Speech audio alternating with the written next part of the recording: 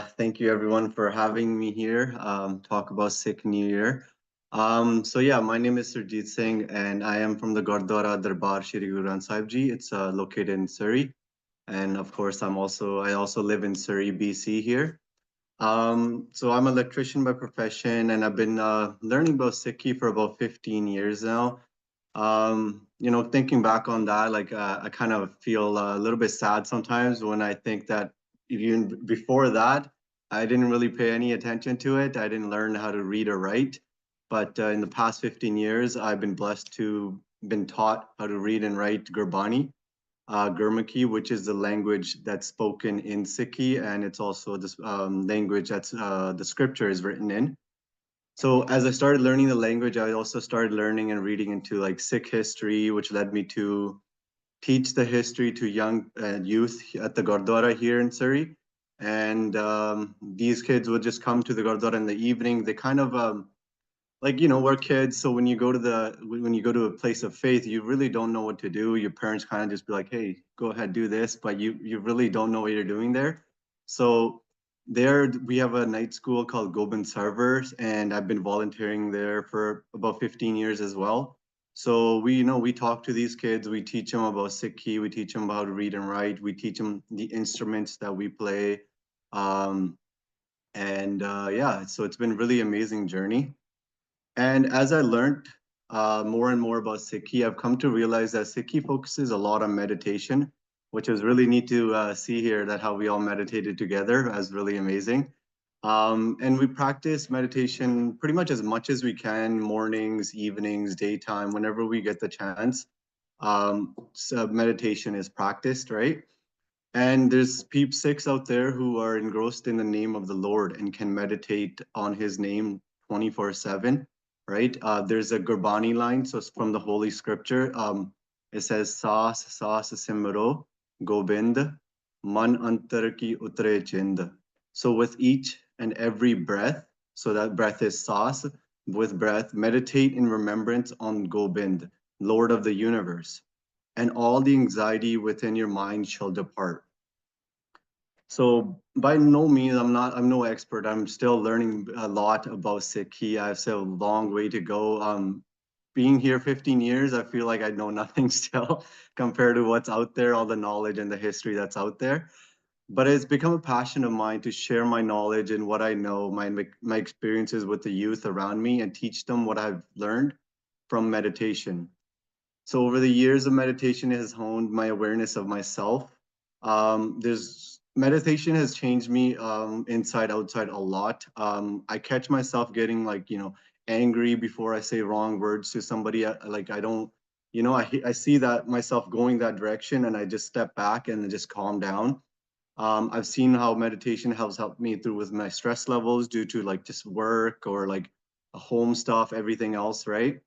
And I also see myself being more aware how to engage in difficult situations, like dealing with people at work or dealing with people at the Gurdwara or at even home, right? So family and friends and stuff. And I've been invited here to talk about the Sikh New Year, which was actually yesterday. Sikhs follow the Nanak Shahi calendar, in which the months are staggered by about 15 days compared to the Gregorian calendar, and that is widely followed in the which is widely followed in the world. Yesterday was the first day of the month called Chet, and this marks the Sikh New Year. Basically, like from what I know, and I also research online, Sikhs don't really celebrate New Year. Every year when the new harvest starts, when the Sikhs, start preparing for the new season crops, that's kind of what marked the New Year for Sikhs back in Punjab in India. So now it's like celebrated around the same time as Vaisakhi. Um, as in all communities, the New Year marks a time of like reflection and inspiration. In Sikh history, the fifth former Guru Nanak Dev Ji wrote a composition called Bara Maha, which speaks about the 12 months. In there, Guruji says, Chet Govind Aradhya Hove Anand Kana. They say in the month of Chet, which is March, Deep joy arises by meditating on God. They inspire us to remember God to reach a state of bliss. Next, they say, Sant Jana Mil Paiye Rasna Nam Pana. The Lord is found by meeting with his saints and disciples and remembering God's name. The hymns in Guru Granth Sahib Ji are poems, and Guruji calls us all his saints. So these lines are not just poetic verses, but timeless instructions on how to live a life full of devotion. As we gather today, this event represents what Guru Nanak Dev Ji instructed us to do: sit in congregation and remember the Lord. This is the essence of Sikhi, and it's an opportunity to reconnect and reflect on our spiritual journey. On the topic of New Year, marking a time of inspiration for positive change, I'd like to talk about one thing that has made a great impact on me in the past year. So this past year, like I said, I have so much to learn still. So this past year, I had made a point to dedicate more time to reading Gurbani, our holy text, as well as learning it more in depth. I started taking a class where I learned Gurbani from a teacher twice a week. This has brought me a huge positive change in my life, where I now feel more connected to my soul. I'm more aware of Guru Nanak Dev Ji's teachings on a day-to-day basis, and I'm more conscious about implementing them. For example, as I work as an electrician, when you're working in construction, you listen to different various types of musics. And I kind of started realizing what different music and different style had impacted me. As I worked, I started listening more to Kirtan, which are hymns from Gurbani, which are sung, right? As I work now, I find myself like remembering God more, singing His praises in my mind without even trying sometimes. And this constant connection to God through His name has brought me like more peace and more purpose, and closer to Guru Granth Sahib Ji, right, our holy scripture. From my Gurbani classes, I learned that Gurbani is very, very deep, and it's written as poetry, which can be difficult to understand. Even if you understand all of the words, you need to know how to connect dots and understand the emotion behind the words. One example I'll give is the line, Nanak chinta mat karo, chinta tis hi hai. So Guru Nanak Dev Ji tells us not to worry. God is taking care of you. He's showing us that God is really taking care of us. He is in our best, He has our best interest in mind, and whatever is unfolding in life is meant to take us into the person we're meant to become. Any obstacle is just a chisel for our souls to be molded into a beautiful being. I'd like to talk about one more line. It's Gaviye suniye man rakhiye pao, dukh par har sukh kar le jaye. So Guru Nanak Dev Ji is talking about singing and listening here, promising that if you sing and you listen to hymns with all your heart, He takes away your pains and replaces them with joy.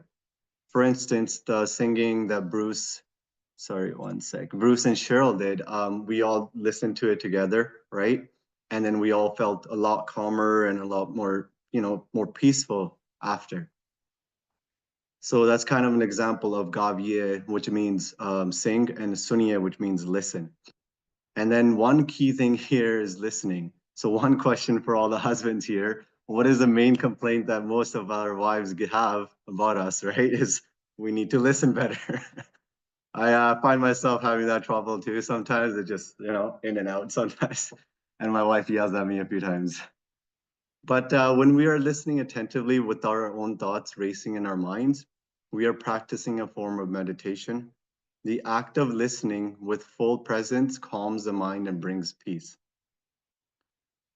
And we did some very nice meditations earlier. And I also had one meditation that I do quite often throughout the day. And so, sometimes when I'm feeling a little bit more stressful, I do this as well. So I'd like to have everyone here participate in a quick in that session, right? This is just a simple practice that anyone can do. And I promise it will help you feel more connected to the present moment. And I'll describe first I'll describe what we're going to do, and then we'll all just do it together. So everybody will just take a comfortable position, right? Try not to have your back rested on your seat wherever you're sitting as best as you can. And then we're going to close our eyes and we're going to take a very long, deep breath, right? And then hold that breath for as long as we can, and then breathe out very slowly. And as you're holding the breath, you can do two things. You can either focus on your heartbeat, or you can, while you're focusing on your heartbeat, you can say Vaheguru, Vaheguru, Vaheguru, Vaheguru. So is everybody clear on that? Does anybody have any questions? No? Okay. So yeah, we're gonna go ahead and we'll practice that for a couple of minutes. So everybody close your eyes and then just sit at the most comfortable position and then take a very deep breath.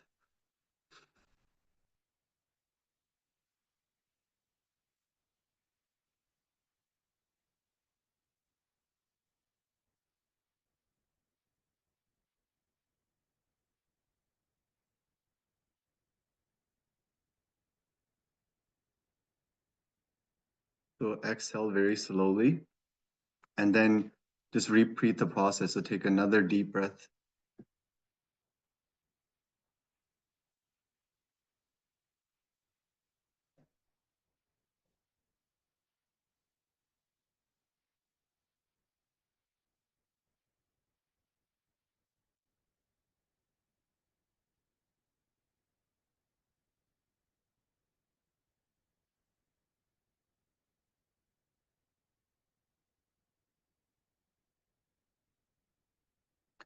So when I do this practice on a day-to-day basis, mostly when I'm like I said, when I feel a little bit stressed out or I'm entering a situation or I know when I'm going to enter a situation that kind of is a little, gives me anxiety or it's a little bit stressful. So I will do this practice. I will, for like, a minute or two, and it completely calms all my nerves. And it kind of blocks out all the noise too, right? It kind of puts me on a straight line on what I need to do next. So feel free to, practice this in your lives whenever you feel like it. It has impacted me and changed me a lot. But yeah, any questions or anything about that, just let me know afterwards. We could discuss that. Yeah, I think that is it for me on talks about that. Just want to thank everyone for the opportunity and having me here today, and Rachel for reaching out, and Kathy for setting all this up and everything. I really do appreciate it, and all these different events that I've been to with the interfaith events. I'm super excited to be more connected with the different communities and the different faiths and the different religions so that we can learn from each other. I definitely have a lot to learn from everybody else, and it keeps me open-minded about the world, right? So thank you again for inviting me.